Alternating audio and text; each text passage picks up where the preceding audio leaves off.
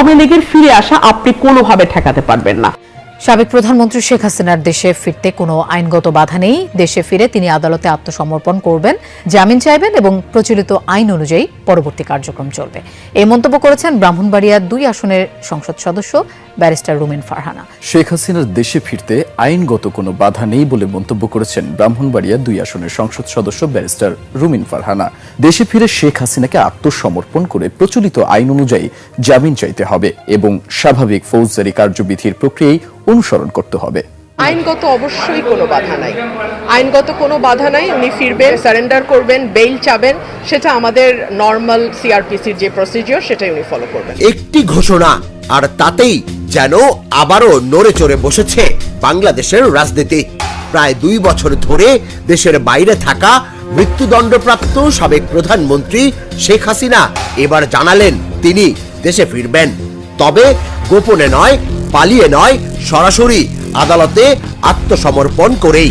মানবতা বিরোধী অপরাধের অভিযোগে ফাঁসির রায় মাথায় নিয়ে ভারতে নির্বাসনে থাকা সাবেক প্রধানমন্ত্রী শেখ হাসিনা দেশে ফিরে আদালতে আত্মসমর্পণের পরিকল্পনার কথা বলেছেন ভারতের প্রধানমন্ত্রী নরেন্দ্র মোদী। শুধু তিনি একাই নন, নির্বাসিত জ্যেষ্ঠ আওয়ামী লীগ নেতারাও তার সঙ্গে দেশে ফিরে আত্মসমর্পণ করবেন। দেশ ছেড়ে যাওয়া বাংলাদেশের সাবেক প্রধানমন্ত্রী শেখ হাসিনার দেশে ফেরা নিয়ে সম্প্রতি বেশ আলোচনা চলছে। ভারতের সাথে আমাদের বন্দি বিনিময় চুক্তি রয়েছে। বন্দি বিনিময় চুক্তির আওতায় তাকে আনার সুযোগ রয়েছে। এবছরই বাংলাদেশে ফিরবেন তিনি। দর্শক, এই মুহূর্তে পাওয়া সবচেয়ে বড় ব্রেকিং নিউজ, ভারত শেখ হাসিনাকে ফেরত দেওয়ার জন্য রাজি হয়েছে চুক্তির মাধ্যমে। কারণ ভারতের সাথে বাংলাদেশের প্রধানমন্ত্রী তারেক রহমানের কোনো মিল নাই এবং ভালো সম্পর্ক নাই। তার কারণে কিন্তু ভারতের কোটি কোটি টাকা লস হচ্ছে এবং আমদানি রপ্তানি কিন্তু পুরোভাবে বন্ধ হয়ে গেছে এবং তারই কারণে শেখ হাসিনাকে ইতিমধ্যে বাংলাদেশে ফেরত দেওয়ার কথা বলেছে ভারত। এবং শুধুমাত্র তাই নয়, শেখ হাসিনা বাংলাদেশে এসে পুলিশের কাছে ধরা দিবে এবং এই কথাই বলেছেন ব্যারিস্টার রুমিন ফারহানা। এবং ব্যারিস্টার রুমিন ফারহানা কিন্তু এটাও বলেছে আইনগতভাবে কোনো বাধা নাই শেখ হাসিনাকে বাংলাদেশে ফেরত দেওয়ার। তার মানে কিন্তু পরিষ্কারভাবে বোঝা যাচ্ছে শেখ হাসিনাকে ফেরত দেওয়ার জন্য রাজি হয়েছে ভারত এবং তারেক রহমানের হাতে বুঝিয়ে দিবে শেখ হাসিনাকে নরেন্দ্র মোদী। কারণ নবনির্বাচিত প্রধানমন্ত্রী তারেক রহমানের সাথে ভারতের নরেন্দ্র মোদীর সাথে কোনো মিল নাই এবং ভারতের সাথে বাংলাদেশের সাথে কোনো ধরনের সম্পর্ক নাই এবং তারই কারণেই কিন্তু শেখ হাসিনাকে বাংলাদেশে ফেরত দিয়ে নরেন্দ্র মোদীর সাথে এবং ভারতের সাথে সম্পর্ক তৈরি করতেছে বাংলাদেশ, যা আপনারা এই ভিডিওটা দেখলেই বুঝতে পারবেন। তো দর্শক, এই বিষয়ে ভিডিও শুরুতে শিরোনামের মাধ্যমে কিছু অংশ দেখেছেন, এখন দেখবেন পুরো ভিডিও জুড়ে বিস্তারিত। তার আগে সবাই কাছে একটা অনুরোধ করব, যারা আমার চ্যানেলে নতুন আসছেন অবশ্যই চ্যানেলটা সাবস্ক্রাইব করে দিবেন, পাশে থাকা বেল আইকনটি অল ক্লিক করে বাজিয়ে দিবেন। তো দর্শক, চলেন আমরা দেখে আসি ভারত 2 বছর পরে রাজি হয়েছে এবং চুক্তির মাধ্যমে বাংলাদেশে ফেরত পাঠাইতেছে শেখ হাসিনাকে। সেটা আমরা দেখার আগে দেখব ভারত বাংলাদেশের সাথে কিভাবে চুক্তি করেছে এবং কি কি ষড়যন্ত্র করে শেখ হাসিনাকে বাংলাদেশে ফেরত দিতেছে, সেটা আমরা দেখে পরবর্তী ওই বিষয়টি দেখব।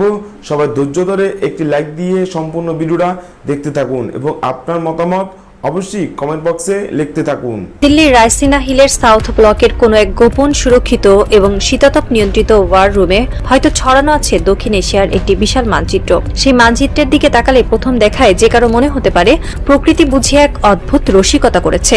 মানচিত্রের ঠিক মাঝখানে 3 দিক থেকে বিশাল এক দানবের মতো ঘিরে আছে ভারত, যার কাছে আছে পারমাণবিক বোমা, লাখ লাখ নিয়মিত সেনা, অত্যাধুনিক সুখোই বা রাফাল ফাইটার জেট আর রাশিয়ার তৈরি ভয়ঙ্কর T-90 ট্যাঙ্ক। আর সেই দানবের ঠিক মুখের সামনে যেন গিলে খাওয়ার অপেক্ষায় পড়ে আছে ছোট্ট একটি ভূখণ্ড, আমাদের বাংলাদেশ। ভারতের নিউজ চ্যানেলের প্রাইম টাইম শোগুলোতে কিংবা দিল্লির কিছু উগ্র রাজনীতিবিদদের টেবিল টকে প্রায় এক ধরনের দাম্ভিক তর্জন গর্জন শোনা যায়।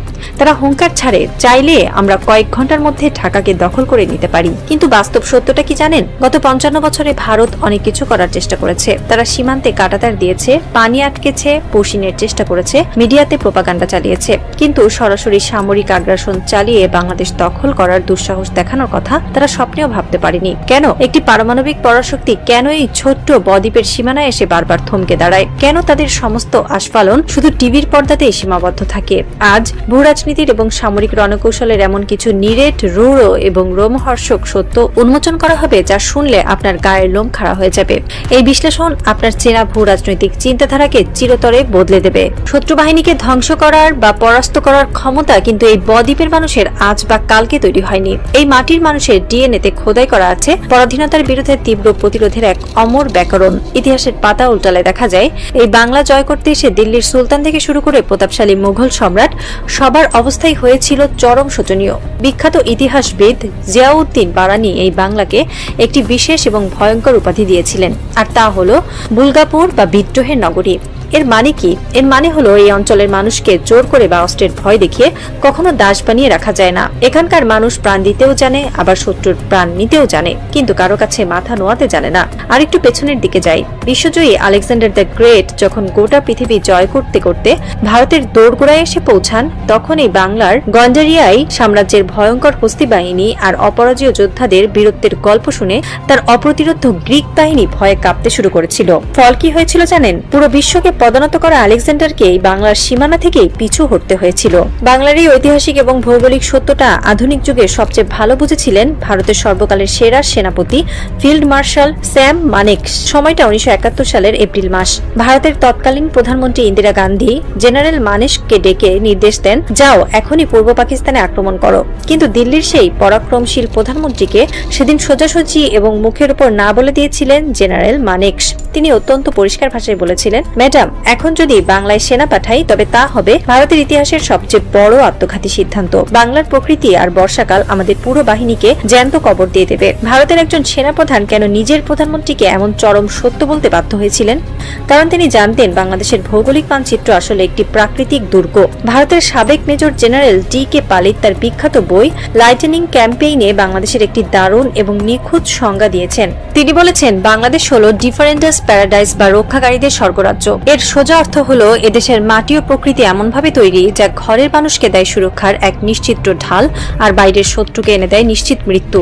একবার চোখ বন্ধ করে ভাবুন তো, ভারত যদি কখনো আধুনিক সমরাস্ত্র নিয়ে বিশাল ট্যাঙ্ক বহর নিয়ে বাংলাদেশের দিকে অগ্রসর হয়, তবে তারা ঠিক কিসের মুখোমুখি হবে? তারা এখানে কোনো সমতল মরুভূমি বা ফাঁকা ময়দান পাবে না যেখানে ট্যাঙ্ক চালিয়ে ধুলো ওড়ানো যায়। তারা মুখোমুখি হবে 405টি নদ নদীর এক বিশাল ভয়ঙ্কর জালের। শুধু রাজধানী ঢাকার চারপাশেই প্রাকৃতিকভাবে ঘিরে রেখেছে তিনটি বড় নদী, আর দেশের পূর্ব এবং দক্ষিণ সীমান্তের দেয়ালের মতো দাঁড়িয়ে আছে টারশিয়ারি যুগের খাড়া পাহাড় আর গভীর জঙ্গল, যা গেরিলা যুদ্ধের জন্য পৃথিবীর অন্যতম সেরা জায়গা। শত্রুপক্ষ যখন ভারী সাজোয়া যান আর ট্যাঙ্ক নিয়ে দেশে ঢোকার চেষ্টা করবে, ঠিক তখনই শুরু হবে প্রকৃতির আসল খেলা। বাংলাদেশের নিচু জমি, নরম কাদামাটি আর বিস্তীর্ণ হাওর, এই অঞ্চল যে কোনো সময় আধুনিক ট্যাঙ্কের জন্য একটি বিশাল ডেথ ট্র্যাপ বা মৃত্যুকূপে পরিণত হবে। ট্যাঙ্কের চাকা আটকে যাবে কাদায়, ভারী অস্ত্রগুলো হয়ে পড়বে পুরোপুরিভাবে অকেজো। প্রতিটি নদী, প্রতিটি খাল, প্রতিটি কালভার্ট পার হতে গিয়ে শত্রু বাহিনীকে শত শত লাশের পাহাড় গুঁততে হবে। কাগজে কলমে ভারতের বিশাল বাহিনী থাকতে পারে, কিন্তু বাংলাদেশের নিজস্ব সামরিক শক্তিও কোনো অংশে কিন্তু কম নয়।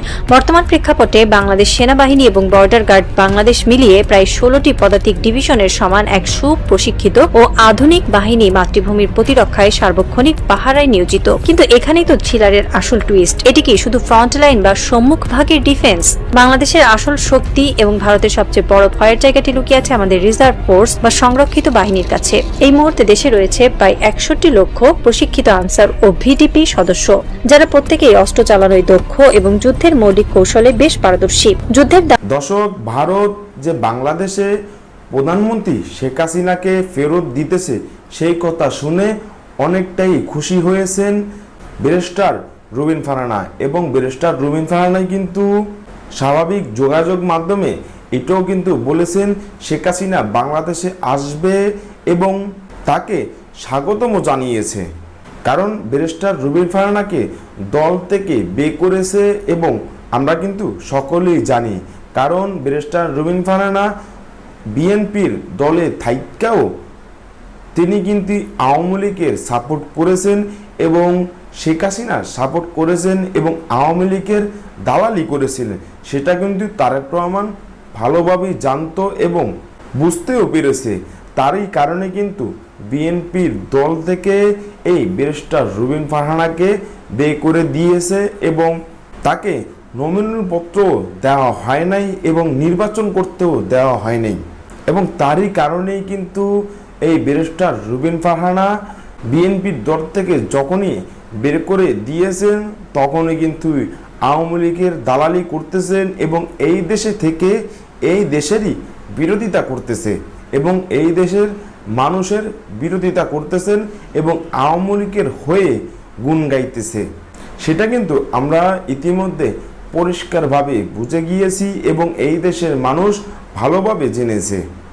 এবং শেখ হাসিনা বাংলাদেশে বিগত 2 বছর পরে পাড়া দিতে চলেছেন এবং শেখ হাসিনাকে স্বাগতম জানিয়েছেন ব্যারিস্টার রুবিন ফারহানা এবং ব্যারিস্টার রুবিন ফারহানা এটাও কিন্তু বলেছে আইনগতভাবে কোনো ধরনের বাধা নাই শেখ হাসিনাকে বাংলাদেশের ফেরত পাঠানোর জন্য এবং শেখ হাসিনা বাংলাদেশে এসে স্যারেন্ডার হবে এবং তার মুক্তির দাবিও জানিয়েছেন ব্যারিস্টার রুবিন ফারহানা। কারণ ব্যারিস্টার রুবিন ফারহানা আওয়ামী লীগ থাকা অবস্থায় আওয়ামী লীগের দালালি করেছিল এবং আওয়ামী লীগের হয়ে কাজ করেছে এবং আওয়ামী লীগের হইয়া তিনি অনেক ধরনের কথাও বলেছে। তার মানে কিন্তু পরিষ্কারভাবেই বোঝা যাচ্ছে এই ব্যারিস্টার রুবিন ফারহানা আওয়ামী লীগেরই কোনো একজন সদস্য এবং আওয়ামী লীগের হয়েই কাজ করতেছে বাংলাদেশে।